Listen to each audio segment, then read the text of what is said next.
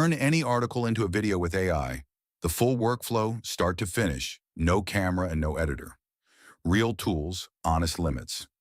The step most people skip is step 4, and it's why their videos look cheap.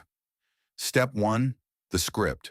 Paste the article into Claude and ask for a spoken 90-second version in plain language. The catch? Read it once yourself. It can flatten the best line. Step 2, the voice. Drop the script into ElevenLabs and pick one voice you keep forever, so the channel sounds like one person. The catch?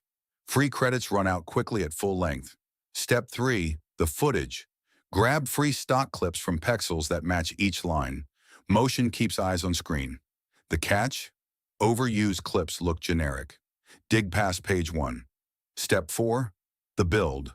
The one people skip. Lay the voice down first, then cut the clips to it and add captions. The catch? Captions need a quick proofread. Auto-transcribe mishears names. Step 5, the thumbnail. Ideogram makes a clean image with readable text. The click starts here. The catch? Free renders slow down when servers are busy.